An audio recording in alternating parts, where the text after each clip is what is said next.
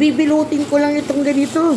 At pwede ko nang pamalo sa nakakainis kong asawa, di ba? Parang yan. Hi guys! Welcome back to Paduster's Tips and Tricks by Mommy Cheryl. Sa wakas, nagbalik na naman ako at tapos na ang birthday ng aking mother dear.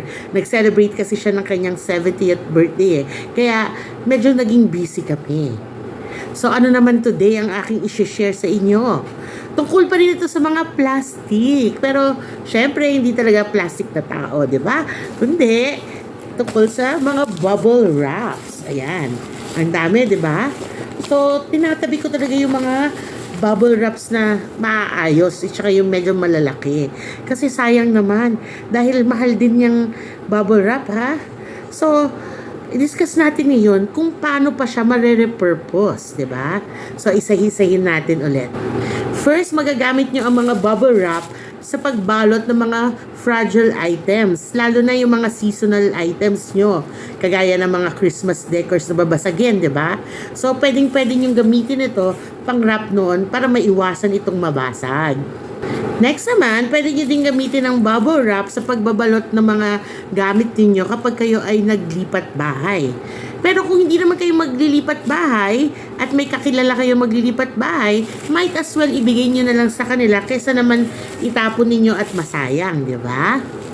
At kung may kilala naman kayong mga seller or friend na seller, pwede naman na ibigay nyo na lang sa kanila yung mga bubble wraps ninyo, di ba? At least makakamenos 'yon sa kanilang expenses. Kaysa naman itapon nyo lang.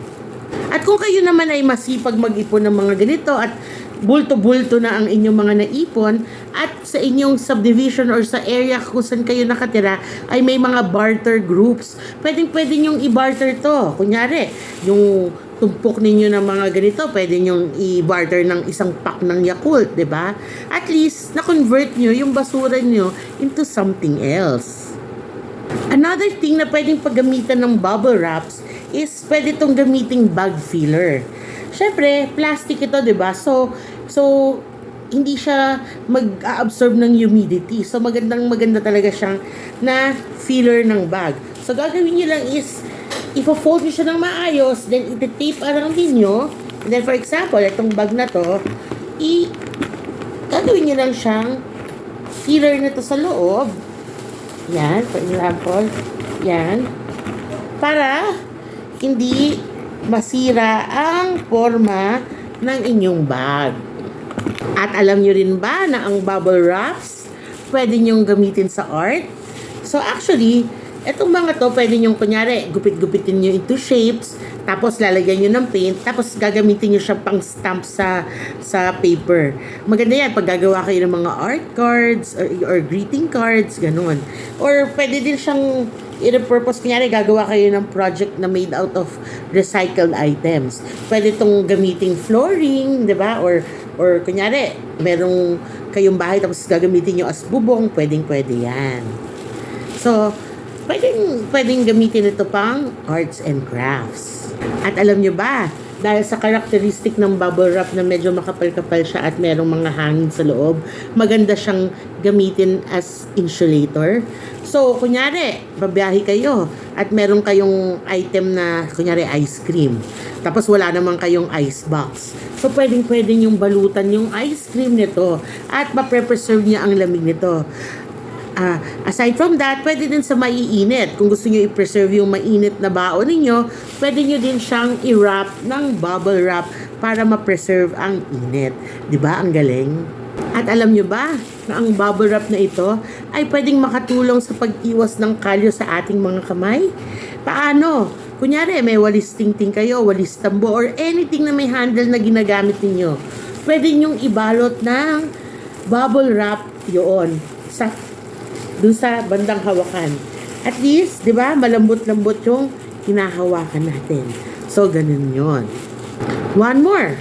Since plastic ito, at yun na nga, di ba, medyo makapal-kapal, maganda tong cushion, di ba? Kunyari, maglalatag ka sa sahig. Or, pwede mong tungtungan ito, pwede mong luhuran to, na hindi masasaktan yung balat mo. And ikaw, wala ka bang magawa minsan? O kaya di naman stress ka na at hindi mo na alam ang iyong gagawin at gusto mo naman mag-relax. So, etong bubble wrap, pwede ito sa inyo. Ang tawag nga namin nito noon ay putok-putok, 'di ba? So ang gagawin mo lang, puputok-putukin mo lang ito isa-isa. Ang sarap nito, ang sarap sa pakiramdam, 'di ba? Parang nakakawala ng stress, 'di ba? Nakaka-relax. Kayo din ba? Ginagawa niyo 'to? Oh, 'di ba? Maririnig nyo lang yan. Tapos, iisa-isayin nyo, linya per linya, di ba? Last but not the least, kung anong paggagamitan ko nito, bibilutin ko lang itong ganito. At pwede ko nang pamalo sa nakakainis kong asawa, di ba? Parang yan, pak. De, joke lang. Sama kunyari, pag may langaw, gagawin mo, di ba, gaganyan mo, tapos uti-uti mong gaganyanin. Biglang, like that. O kaya naman, natutunan ko sa kapatid ko, kasi sa kanya dati si Wancho, panakot niya daw kay Wancho dati to. Sabi niya, ikaw Wancho ha? Wancho! O tingnan mo, pinakita ko kay Wancho, natakot si Wancho, lumayo-layo. So, yun lang guys. Sana nakatulong ulit ako sa inyo na makapag-repurpose ng mga bubble wrap. Kaya itong mga naipon ko ngayon, ibibigay ko to sa aking mother dahil madami siyang mga bags na kailangan niya lagyan ng mga fillers. Kesa naman bumili siya ng mga bag pillows, diba, na pagkamahal-mahal. Pwede na ito. So, see you again soon! Bye!